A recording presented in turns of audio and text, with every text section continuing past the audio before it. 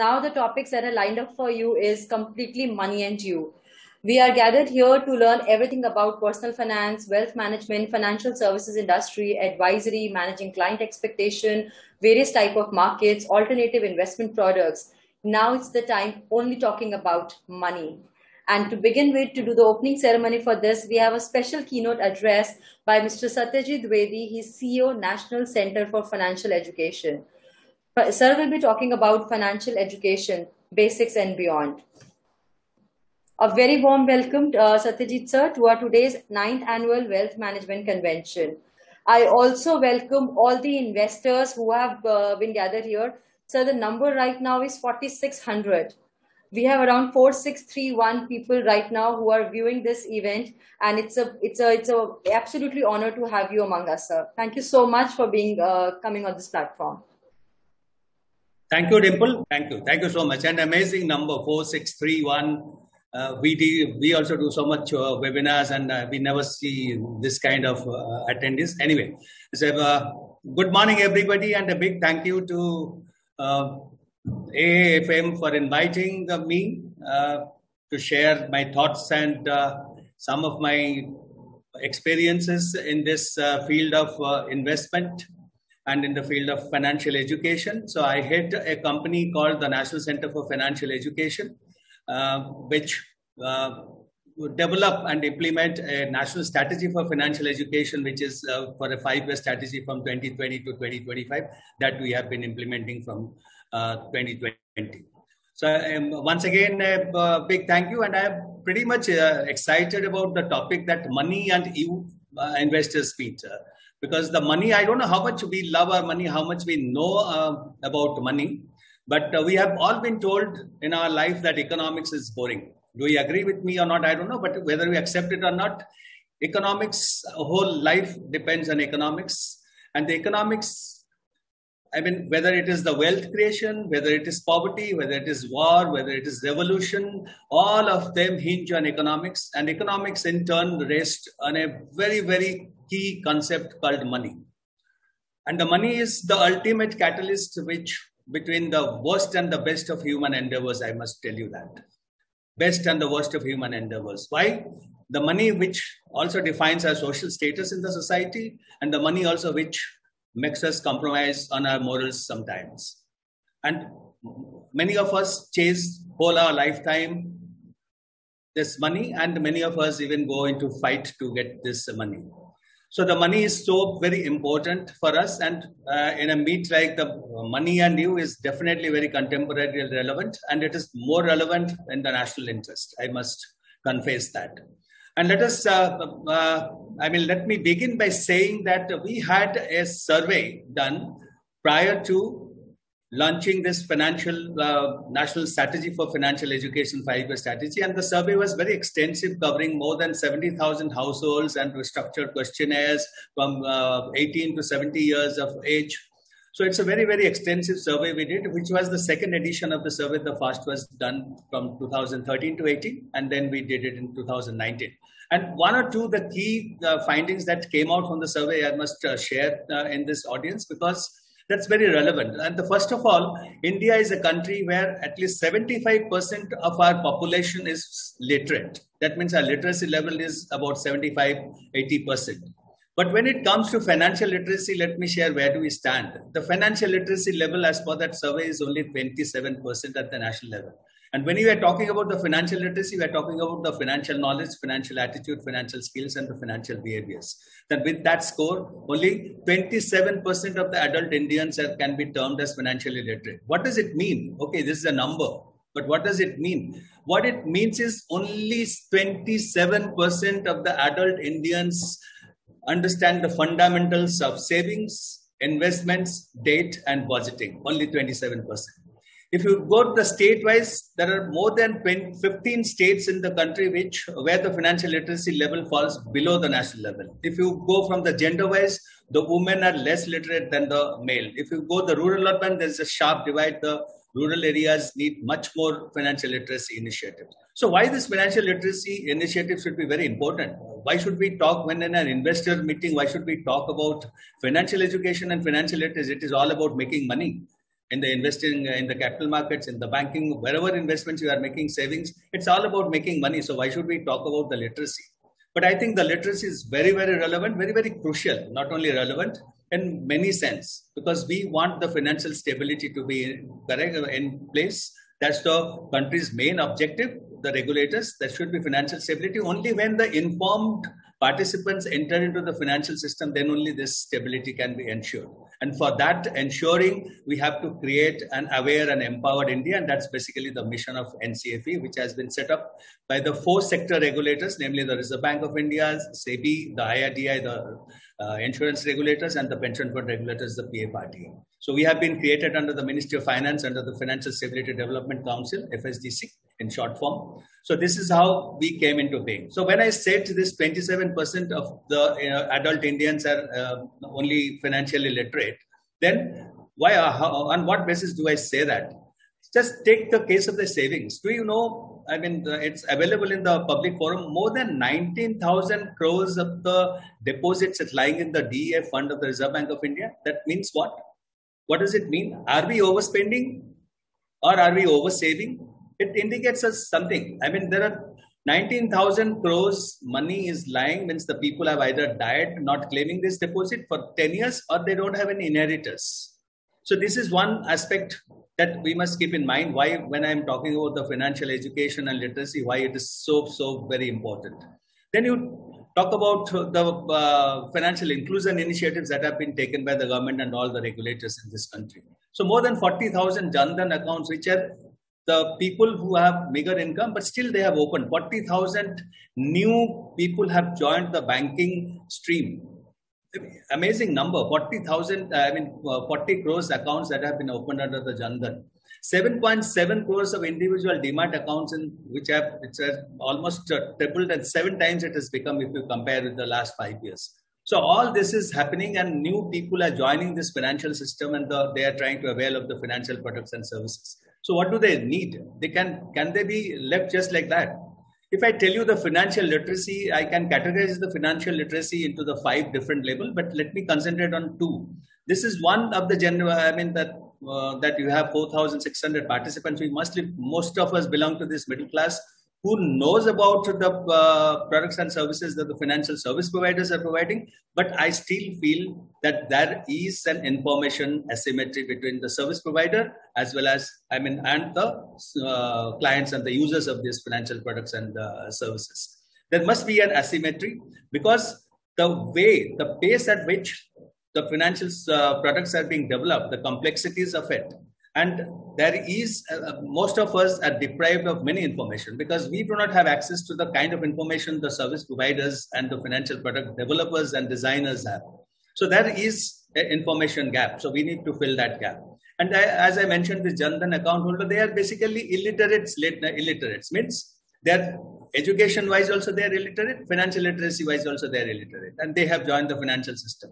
And then this capital market investors, 7.7 crores of demat accounts, out of which the record and the data says 75% are under 30 and the first time investors. So what's going to happen if we don't attend to the other side of the financial education and the literacy and these people joining? And we all know nobody always earns money in the securities market. So the risk is involved. So we must understand the risk, the pros and cons of the investment, and which only the financial education and literacy can give us.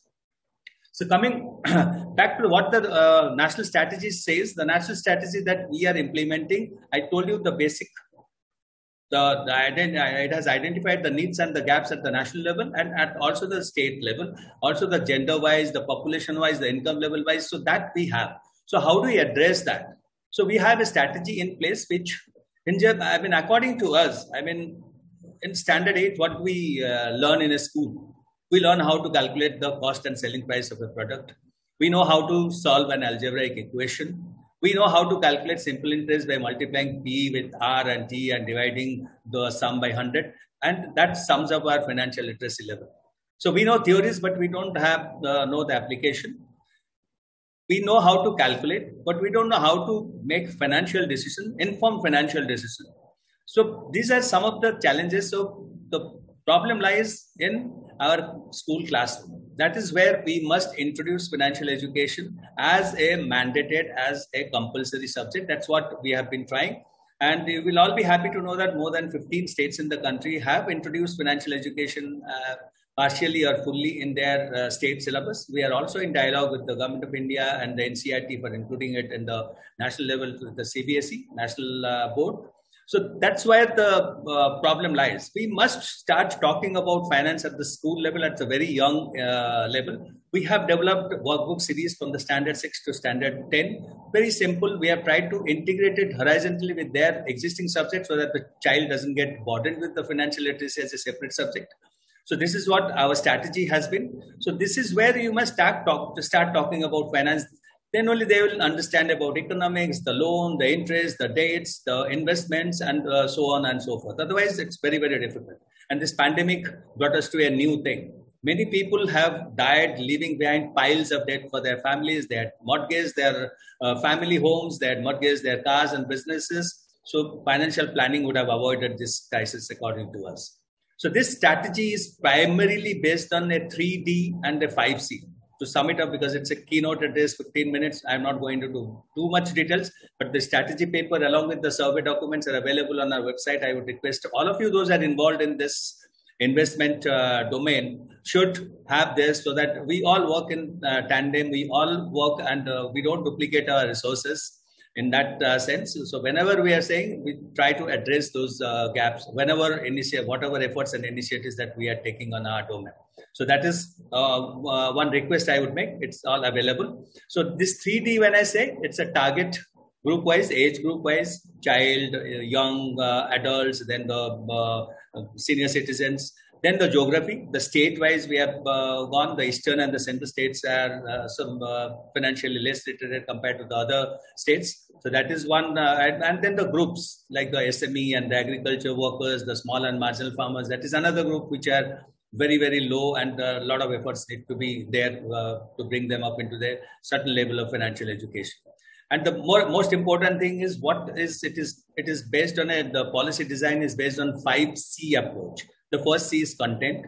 So the content is very relevant, curated, and customized content in vernacular language that we develop, which have the approval and the nod of all the regulators. So the content which are available on our website or content that we deliver to the various target audience, it's all customized, it's all standardized, and it can be little bit of tweaking here and there. It can be customized to suit a particular audience group.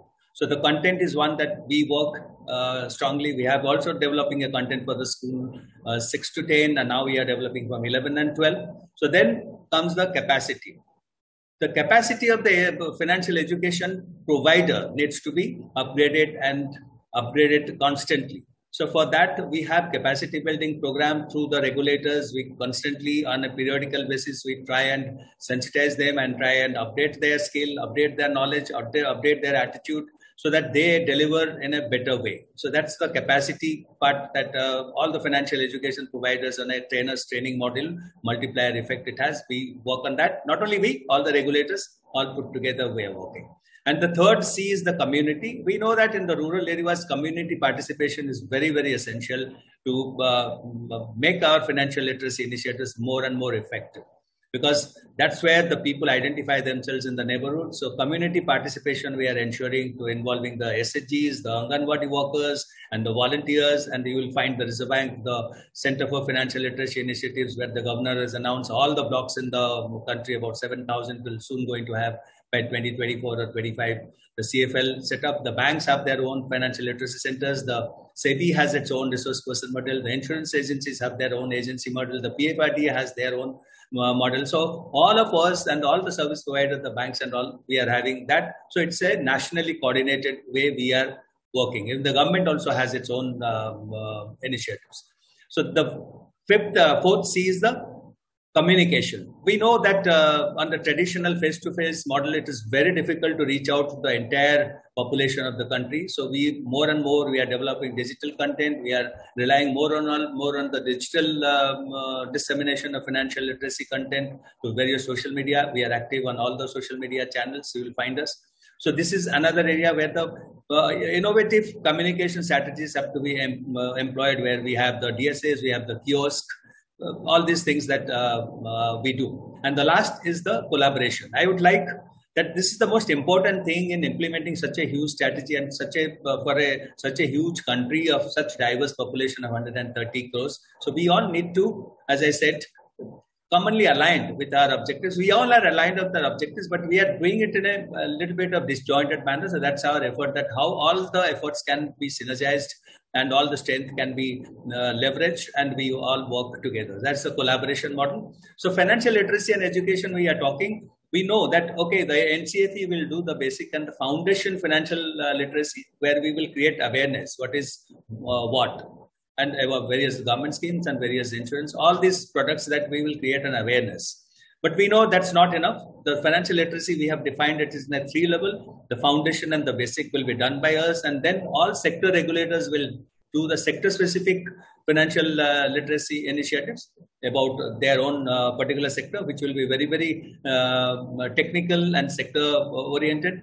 The third is the process. Means learning by doing. It means how to use an ATM, how to make an application to a VC, how to cash in, cash out in a POS terminal. Those kind of things are the process. So it is also divided into 3 tiers, 3 layers. You can say the basic and the sector specific and the process. So this is how the strategy is being implemented.